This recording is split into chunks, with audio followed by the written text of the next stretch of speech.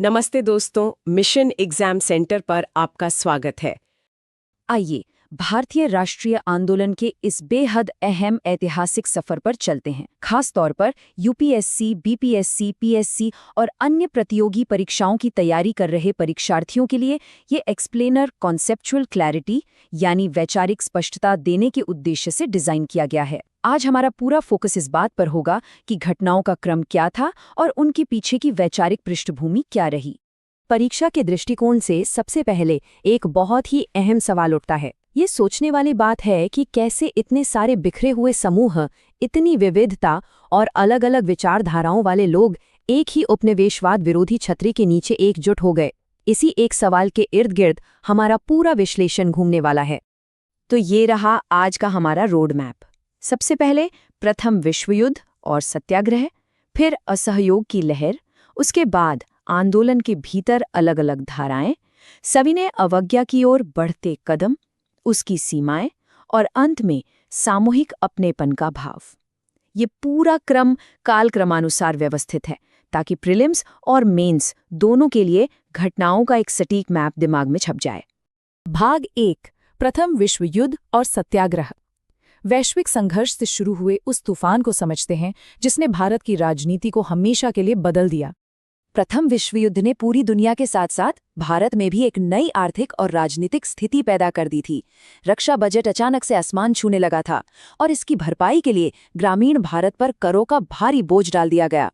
ऊपर से सेना में जबरन भर्ती और इन्फ्लुएंजा जैसी भयंकर महामारी जिससे लाखों जानें गईं। आम लोगों के लिए ये घोर संकट का समय था और यही वो जमीन थी जहां असंतोष के बीज बोए जा रहे थे। इसी बीच 1915 से 1918 का समय बहुत ही दिलचस्प है। इस क्रोनोलॉजी पर ध्यान देना जरूरी है कि कैसे चंपारण, खेड़ा और अहमदाबाद के इन शुरुआती स्थानीय संघर्षों ने एक बहुत बड़ा आधार तैयार कर दिया था। इन्हीं सफलताओं ने वो आत्मविश्वास जगाया जो 1919 में रॉलेट एक्ट के खिलाफ एक राष्ट्रव्यापी जन आक्रोश के रूप में फूट पड़ा। और यहीं से उभर कर आता है सत्याग्रह का कॉन्सेप्ट। ये महज कोई निष्क्रिय प्रतिरोध या पैसिव रेजिस्टेंस नहीं था, बल्कि ये सत्य के लिए एक सक्रिय और पूरी तरह से अहिंसक आग्रह था। यह एक ऐसा अचूक राजनीतिक हथियार साबित हुआ जिसने ब्रिटिश साम्राज्य की जड़ें हिला दी। भाग 2, असहयोग की लहर। आगे बढ़ते हुए पहली वास्तविक विशाल लामबंदी यानी असहयोग आंदोलन का परीक्षण करते हैं। बहिष्कार या बॉयकॉट मेंस परीक्षा के लिए यह एक बहुत ही महत्वपूर्ण कीवर्ड है। विदेशी कपड़ों और सामानों के बहिष्कार ने ब्रिटिश अर्थव्यवस्था पर बहुत गहरी चोट की। 1921 से 1922 के बीच विदेशी कपड़ों का आयात लगभग आधा रह गया था। यह आर्थिक व्यवधान स्वतंत्रता संग्राम का एक बहुत बड़ा हिस्सा था। भाग 3, आंदोलन के भीतर अलग अलग धाराएं। अब ये देखना है कि यह आंदोलन समाज के विभिन्न वर्गों में कैसे फैला, क्योंकि स्वराज का अर्थ हर किसी के लिए एक समान नहीं था। आगे बढ़ने से पहले इन दो सटीक ऐतिहासिक शब्दों को मेमोरी में बिल्कुल लॉक कर लेना चाहिए। पहला, पिकेटिंग यानी किसी दुकान या दफ्तर का रास्ता रोक लेना, और दूसरा बेगार यानी बिना पैसे दिए जबरदस्ती काम करवाना। परीक्षा में अक्सर सीधे इन्हीं पारिभाषिक शब्दों के इर्द गिर्द सवाल बुने जाते हैं। तो यहाँ सबसे महत्वपूर्ण बात यह है कि यद्यपि आंदोलन एक था, लेकिन इसके मायने अलग अलग थे। शहरी मध्यम वर्ग का ध्यान संस्थागत बहिष्कार पर था। देहात में किसान दमनकारी जमींदारों और बेगार से लड़ रहे थे, और असम के बागान मजदूरों के लिए आज़ादी का बस एक ही मतलब था, बिना किसी रोक टोक के अपने घर वापस लौट पाना। लेकिन ये व्यापक आंदोलन जब अपने बिल्कुल चरम पर था, तभी 1922 में इसे अचानक रोक दिया गया। कारण था चौरी चौरा की घटना, जहां एक शांतिपूर्ण प्रदर्शन अचानक पुलिस के साथ हिंसक टकराव में बदल गया। इस एक घटना ने साबित कर दिया कि आंदोलनकारियों को अभी भी अहिंसा के कड़े प्रशिक्षण की बहुत जरूरत थी। भाग 4, सविनय अवज्ञा की ओर। आंतरिक बहस और वैश्विक आर्थिक मंदी के दौर के बाद राष्ट्रीय आंदोलन एक नए और अधिक आक्रामक चरण में प्रवेश करता है।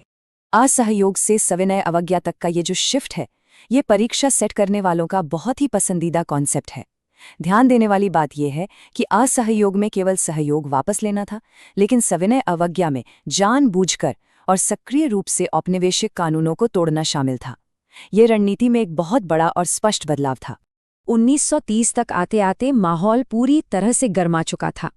साइमन कमीशन का विरोध, लॉर्ड इरविन का वो गोलमोल डोमिनियन स्टेटस वाला प्रस्ताव और अंततः लाहौर अधिवेशन में पूर्ण स्वराज की हुंकार, इन 3 घटनाओं ने एक ऐसा मंच तैयार कर दिया जहां अब सीधी कार्रवाई बिल्कुल अपरिहार्य हो गई थी। इसी पृष्ठभूमि में शुरू हुई ऐतिहासिक दांडी यात्रा। नमक, जो अमीर हो या गरीब, सबके भोजन का एक अभिन्न हिस्सा था, उसे एक बहुत ही शक्तिशाली और एकजुट करने वाले प्रतीक के रूप में चुना गया।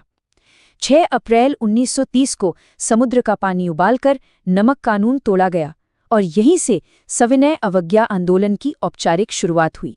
भाग 5, सविनय अवज्ञा की सीमाएं। अकादमिक दृष्टिकोण से इस जन आंदोलन की सीमाओं और इसके भीतर की दरारों का विश्लेषण करना भी उतना ही महत्वपूर्ण है।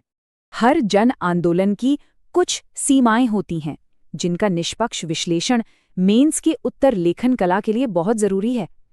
दलितों की अपनी राजनीतिक सशक्तिकरण की मांगे थी। खिलाफत के बाद कुछ मुस्लिम संगठन भी अलग थलग महसूस कर रहे थे।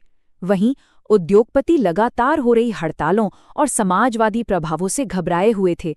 ये साफ दिखाता है कि एक संगठित जन आंदोलन को एक साथ साधे रखना कितनी बड़ी चुनौती थी। भाग 6, सामूहिक अपनेपन का भाव। अंत में उस सांस्कृतिक संश्लेषण को समझते हैं जिसने अंततः इन विविध समूहों को एक ही राष्ट्र में बांधने का काम किया। तो अंततः इतने परस्पर विरोधी समूहों को एक राष्ट्र के रूप में किसने बांधा? राष्ट्रीय पहचान केवल राजनीतिक नारों से नहीं गढ़ी गई। लोकमान्य तिलक और भारत माता की इन प्रतिष्ठित छवियों ने लोगों को एक साझा और मूर्त प्रतीक दिया जिसके प्रति वो अपनी श्रद्धा व्यक्त कर सके। राजनीति के अखाड़े से परे एक सांस्कृतिक लहर भी चल रही थी। स्थानीय लोक कथाओं और गीतों का पुनरुद्धार हुआ। तिरंगे झंडे ने लोगों को एकजुट किया और सबसे बढ़कर प्राचीन भारतीय इतिहास की पुनर्व्याख्या की गई।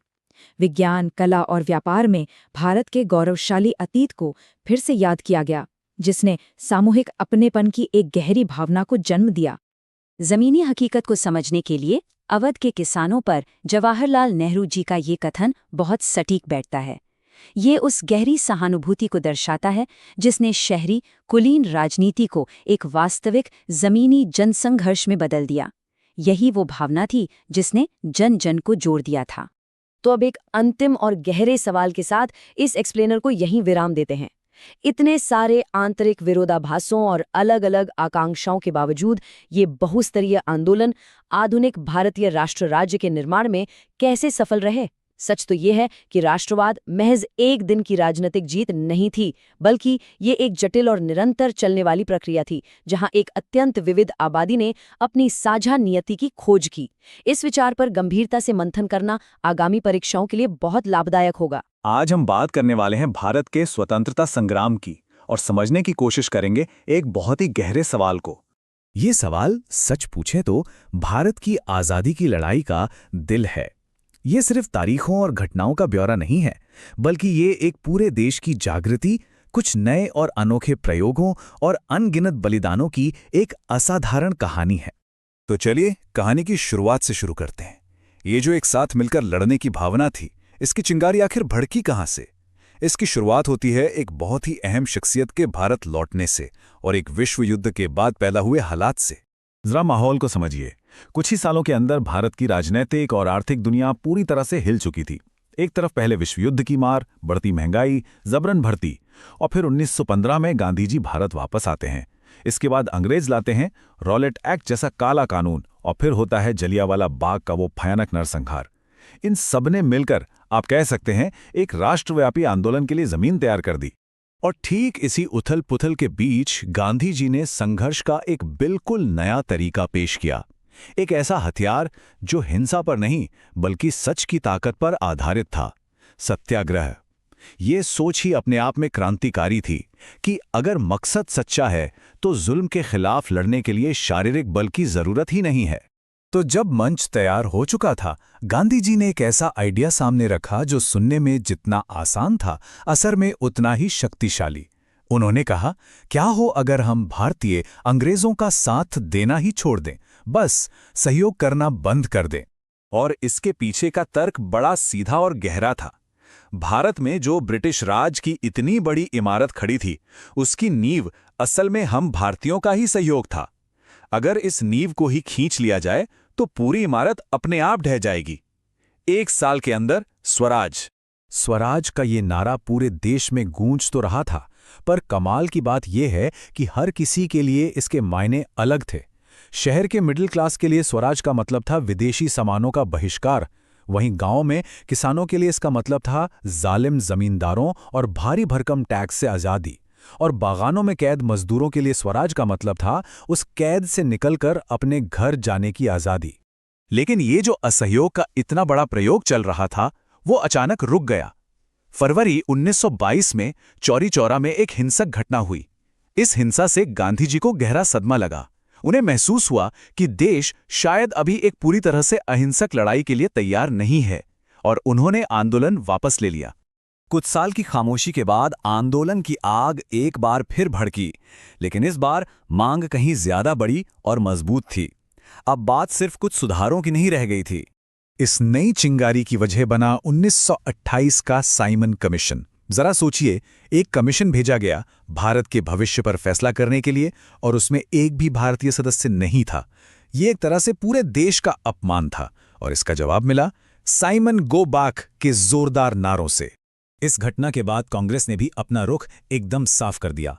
दिसंबर 1929 में लाहौर में ये ऐलान हुआ कि अब लक्ष्य छोटे मोटे सुधार नहीं बल्कि पूर्ण स्वराज है, यानी अंग्रेजों से पूरी तरह आज़ादी। अब इस बड़ी मांग को एक प्रतीक की जरूरत थी, एक ऐसा काम जो पूरे देश को जोड़ सके। और यहां गांधी जी ने एक ऐसा कदम उठाया जो रणनीति के हिसाब से एक मास्टरपीस था, दांडी मार्च। साबरमती से 240 मील पैदल चलकर दांडी के समंदर तट तक पहुंचना और एक मुट्ठी नमक बनाना। लेकिन सवाल उठता है, नमक ही क्यों? क्योंकि नमक एक ऐसी चीज थी जो हर घर में, अमीर गरीब, हर किसी की जरूरत थी, और उस पर ब्रिटिश सरकार का टैक्स उनके शोषण का सबसे सीधा और चुभने वाला प्रतीक बन गया था। इस एक चीज ने पूरे देश को एक साथ खड़ा कर दिया। इस आंदोलन ने बेशक अभूतपूर्व एकता दिखाई, लेकिन कहानी में एक और पहलू भी था। इसने भारतीय समाज के अंदर की जो दरारें थीं, उन्हें भी साफ साफ उजागर कर दिया। तस्वीर उतनी सीधी साधी नहीं थी। असल में एक राष्ट्र के तौर पर संघर्ष का विचार थोड़ा पेचीदा था, क्योंकि हर समूह के अपने हित और अपनी चिंताएं थीं। अमीर किसान लगान से परेशान थे, व्यापारी विदेशी माल से, महिलाओं ने बढ़ चढ़कर हिस्सा तो लिया पर उन्हें संगठन में ऊंचे पद नहीं मिले, और दलितों को यह डर था कि कहीं अंग्रेजों के जाने के बाद उन पर सवर्ण हिंदुओं का राज न स्थापित हो जाए। और यहीं पर सबसे बड़ी वैचारिक बहस सामने आई। दलितों के राजनीतिक अधिकारों को लेकर महात्मा गांधी और डॉक्टर बी.आर. अम्बेडकर के विचार बिल्कुल अलग थे। जहां अम्बेडकर दलितों के लिए अलग चुनावी व्यवस्था को उनकी राजनीतिक सुरक्षा के लिए जरूरी मानते थे, वहीं गांधी जी को लगता था कि इससे समाज और ज्यादा बढ़ जाएगा। इस गहरे मतभेद का हल निकला 1932 के पूना पैक्ट से। ये एक समझौता था जिसके तहत दलितों के लिए सीटें तो आरक्षित की गईं, लेकिन चुनाव एक ही साथ होंगे। इस पैक्ट ने उस वक्त एक बड़े टकराव को तो टाल दिया, फिर इसने एक बहुत बड़ा सवाल खड़ा कर दिया था कि जो नया देश बनेगा वो सिर्फ आज़ाद ही नहीं बल्कि सबके लिए बराबर और न्यायपूर्ण कैसे होगा। तो आज़ादी की ये लड़ाई सिर्फ अंग्रेज़ों को बाहर निकालने की लड़ाई नहीं थी, ये इस सवाल का जवाब खोजने की भी लड़ाई थी कि आज़ाद भारत की आत्मा कैसी होगी, उसका चरित्र कैसा होगा। और सच तो ये है कि ये बहस आज भी किसी न किसी शक्ल में हमारे बीच जारी है।